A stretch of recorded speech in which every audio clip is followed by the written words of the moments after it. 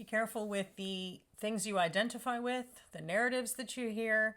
There is so many toxic, limited things, points of view, statements, whatever, that just go viral and get perpetually talked about. In particular, I want to talk about a lot of these because I see them constantly, and I think almost all of them are toxic and, quite frankly, not helpful. So, the one I'm referring to now is basically that men's only value is what they can provide. And they mean specifically the money that he can pay for, the things he can pay for. Now, this is an interesting point because, like, what are we talking about here?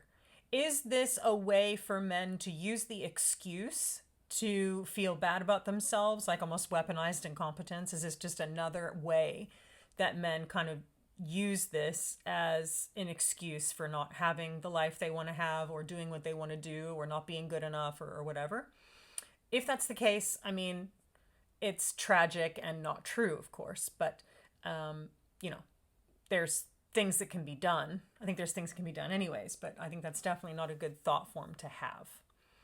Now, on the flip side, is this actually what men believe? And women, for that matter. Like, I think women believe this too.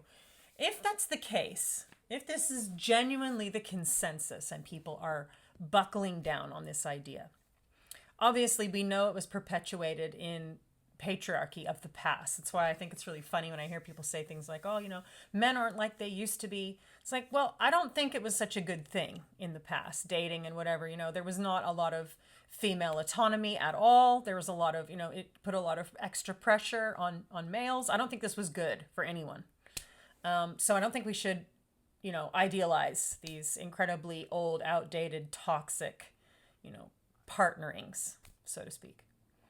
But I don't see how this is going to help you feel good about yourself as a human being. Number one, you already have intrinsic value. You're alive. You are here. You're a being of of love and light and whatever you want to call it. Just like animals, all animals, not just ones we think are good and useful like cats and dogs. All animals, right? Just like all humans, we all have innate value. And so it's about not what superfluous money based things you can bring. It's like how much love and care and support can you show both to yourself, because you've got to show it to yourself first, and then extend that out to others. That brings intrinsic value. It brings it much higher